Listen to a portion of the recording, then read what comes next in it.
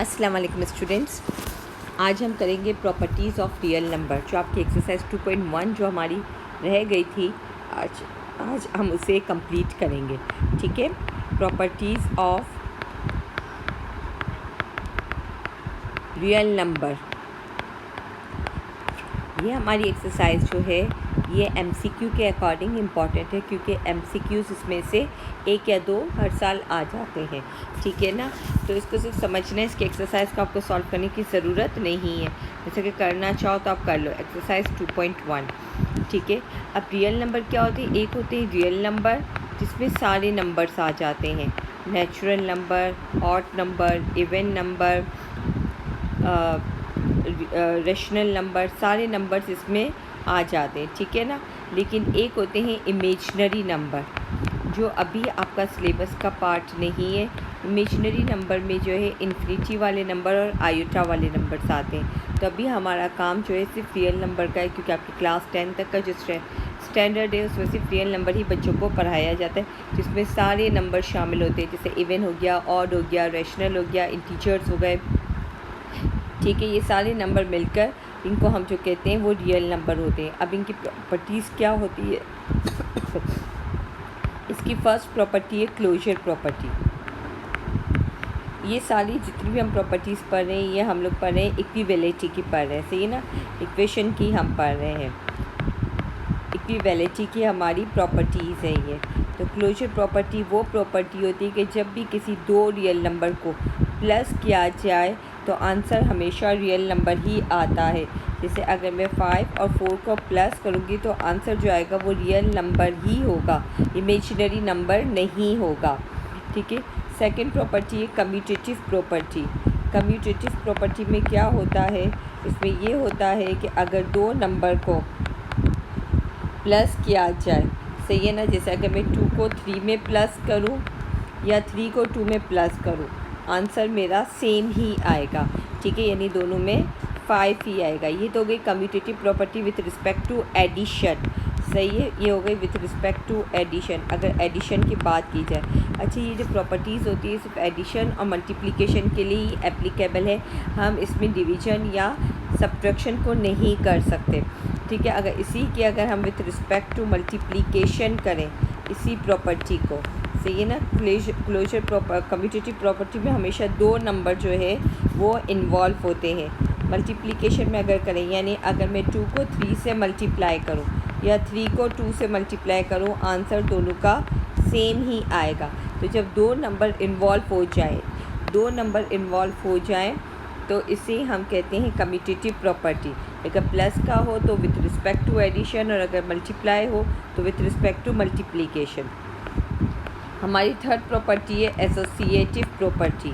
Associative property भी वही होती है जो कि कम्यूटेटिव प्रॉपर्टी होती है, लेकिन इसमें डिफरेंस सिर्फ इतना है कि उसमें दो नंबर इन्वॉल्व थे, यहाँ पर 3 नंबर इन्वॉल्व हो जाते हैं। 2 + 3 + 5 कह दो आप, ठीक है ना, यानी पहले मैंने 3 और 5 को प्लस किया, या पहले मैं जो है 2 और 3 को प्लस करूँ और फिर इसके आंसर को 5 के साथ प्लस करूँ, आंसर सेम ही आएगा। यानी 5 और 3 को प्लस किया 8 में 2 प्लस किया 10, सीधा 2 और 3 को प्लस किया 5 + 5 10, सेम है। यानी पहले अगर 3 नंबर इन्वॉल्व हो जाएं तो इसे हम कहते हैं एसोसिएटिव प्रॉपर्टी।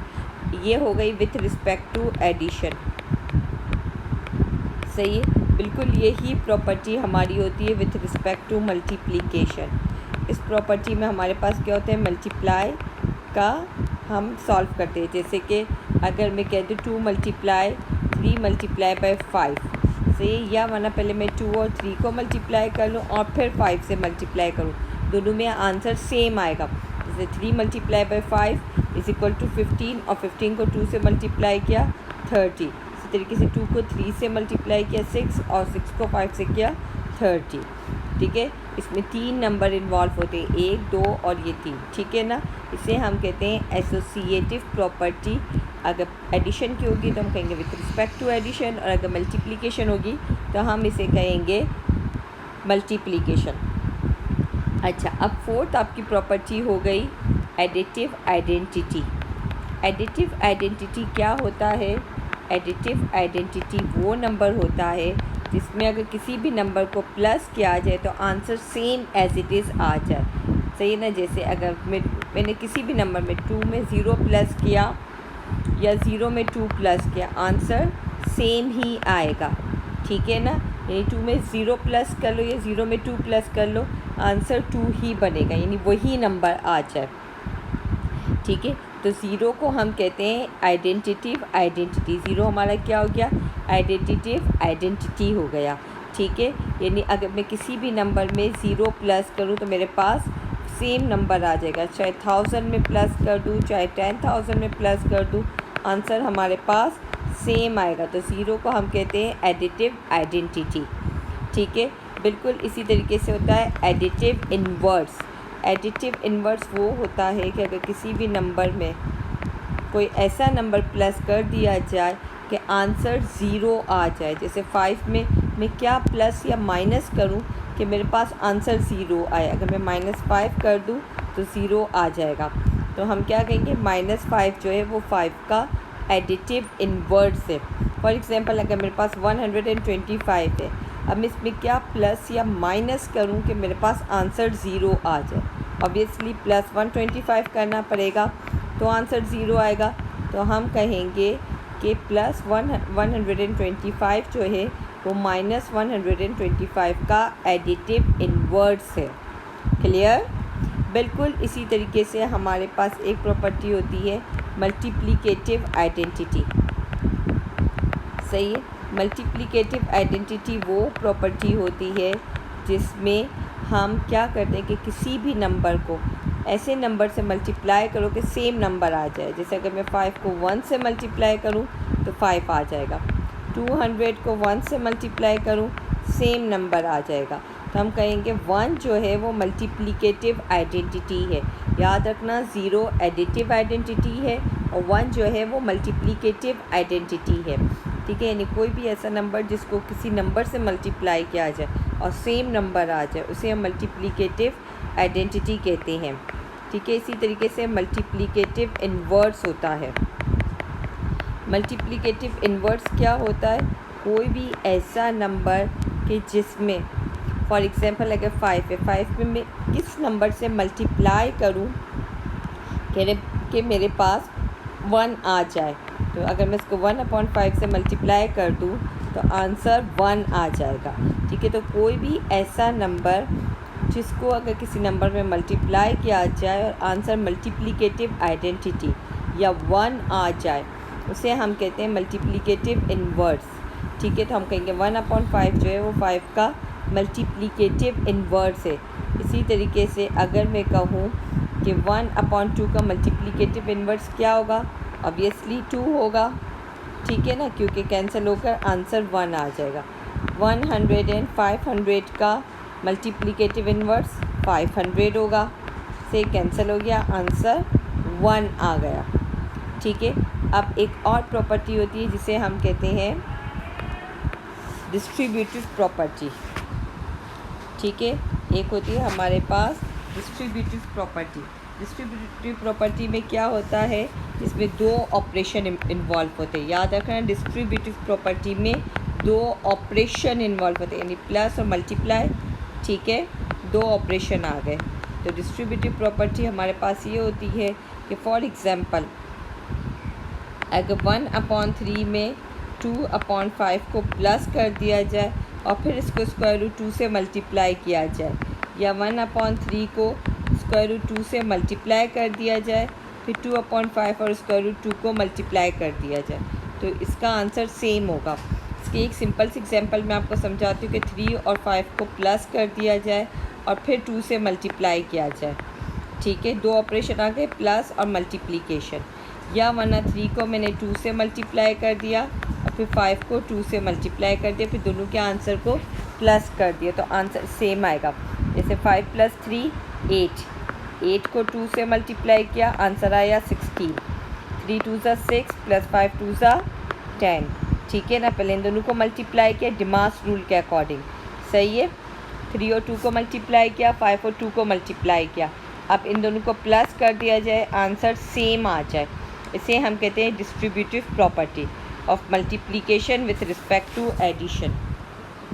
ठीक है ना। अच्छा, बिल्कुल इसी तरीके से हमारे पास प्रॉपर्टीज़ होती हैं रियल नंबर की इक्विवेलिटी की। क्लियर, ये आपको समझ में आ गया। अच्छा, अब हम आगे प्रॉपर्टीज़ पढ़ते हैं। आगे प्रॉपर्टीज़ हमारे पास है properties of equality of real number. Properties of equality of real number. जहाँ पर इक्वालिटी की बात हो जाए तो इसमें डिफरेंट प्रॉपर्टीज़ होती है। फर्स्ट होती है रिफ्लेक्सिव प्रॉपर्टी। सही है। रिफ्लेक्सिव प्रॉपर्टी क्या होती है कि कोई भी नंबर होता है रियल नंबर, अगर x है तो वो x के ही इक्वल होगा। ठीक है। एक होती है सिमेट्रिक प्रॉपर्टी।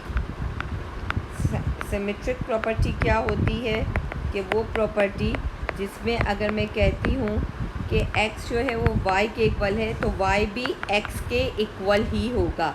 ठीक है। ऐसा नहीं कि x y के इक्वल है और y x के इक्वल नहीं है। थर्ड प्रॉपर्टी होगी ट्रांजिटिव प्रॉपर्टी। ट्रांजिटिव प्रॉपर्टी में क्या होता है कि अगर मैं कहूँ x y के इक्वल है, ठीक है, और y जो है वो z के इक्वल है, तो ऑब्वियसली x जो है वो किसके इक्वल होगा, z के इक्वल होगा। क्योंकि अगर x y के इक्वल है और y z के इक्वल है तो x और z भी आपस में इक्वल होंगे। ठीक है। अच्छा, अब एक होती है प्रॉपर्टी हमारे पास एडिटिव प्रॉपर्टी। एडिटिव प्रॉपर्टी में हमारे पास क्या होता है कि अगर मैं कहूँ एडिटिव प्रॉपर्टी कि अगर जो है मैं कहती हूँ कि x और y को अगर इक्वल हैं, अगर x में कोई नंबर मैं प्लस कर दूँ और y में भी नंबर प्लस कर दूँ सेम उसी नंबर को, तो ये आपस में इक्वल होंगे। ठीक है। यानी x और y इक्वल है। अगर x में मैं थर्ड नंबर z को प्लस कर दूँ या y में z को प्लस कर दूँ, दोनों नंबर सेम होंगे। सेम इसी तरीके से मल्टीप्लिकेटिव प्रॉपर्टी होती है। ठीक है। मल्टीप्लिकेटिव प्रॉपर्टी क्या होती है,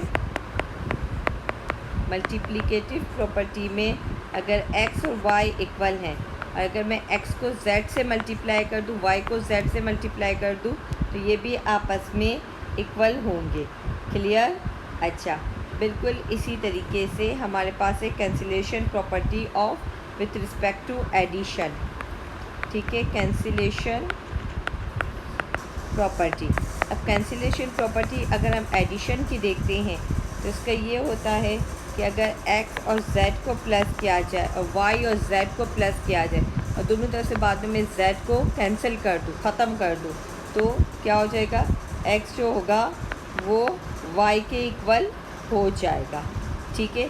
ये तो हो गई property with respect to addition. बिल्कुल सेम यही प्रॉपर्टी होती है विथ रिस्पेक्ट टू मल्टीप्लिकेशन। सही है। मल्टीप्लिकेशन की भी सेम यही प्रॉपर्टी होती है कि अगर x को z से मल्टीप्लाई किया जाए और y को z से मल्टीप्लाई किया जाए, ठीक है, और दोनों साइड से अगर z को कैंसिल कर दें तो x जो है वो y के इक्वल हो जाएगा। ठीक है। ये तो सारी प्रॉपर्टीज़ थी जो आपकी थी इक्वालिटी की। सही है। इसी तरीके से हमारे पास इनइक्वालिटी की भी कुछ प्रॉपर्टीज़ होती हैं। अब इनइक्वालिटी की हमारे पास क्या प्रॉपर्टीज़ होती है, प्रॉपर्टीज़ ऑफ इनइक्वालिटी। ठीक है। सबसे पहले होती है आर्किमिडियन प्रॉपर्टी। ये सारी प्रॉपर्टीज़ आपकी बुक में लिखी हुई हैं, आप चाहो तो वहाँ से रीड कर सकते हो, आपको अब समझ में आ जाएगा। पहले मेरा लेक्चर गौर से सुनो, इसके बाद बुक से रीड कर दो। ठीक है। चैप्टर 2 के बिल्कुल स्टार्टिंग में है।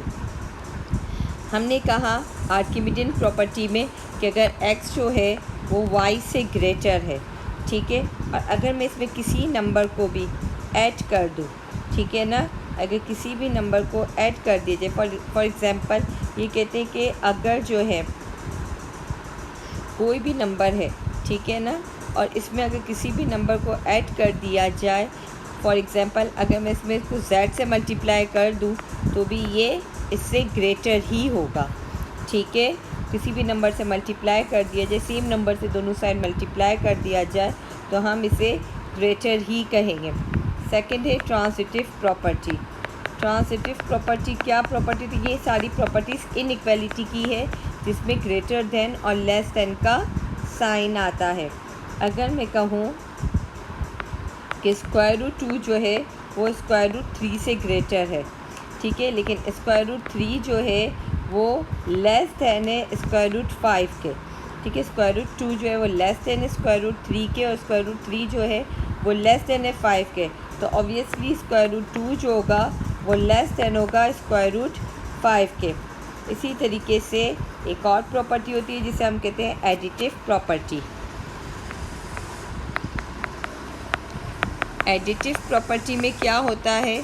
एडिटिव प्रॉपर्टी में जो है हमें ये बताना है कि अगर 2 जो है वो 3 से ग्रेटर है, ठीक है। अगर मैं सपोज़ करो कहती हूँ कि 2 जो है वो 3 से ग्रेटर है, तो अगर 2 में मैं सेम नंबर को प्लस कर दूँ तो ऑब्वियसली वो इससे ग्रेटर ही होगा, ठीक है। अच्छा, सेम इसी तरीके से ये प्रॉपर्टी मल्टीप्लिकेशन में भी एप्लीकेबल होती है, ठीक है। अब आपने करना क्या है, इस लेक्चर को अच्छे से सुनना है और इसके बाद आप चाहो तो बुक से रीड कर लो। बुक में ये जो है आपके पास दिया हुआ है, ठीक है। इसके पेजेस जो हैं वो पेज नंबर 28 से लेकर 33 तक, पेज नंबर 28 से 33 तक जो है ये सारी चीज़ें आपके पास दी हुई। आप वहाँ से भी रीड कर सकते हो, फिर इसके एक्सरसाइज को सॉल्व करो। ये MCQ में अक्सर आ जाता है, ठीक है। Okay, thank you.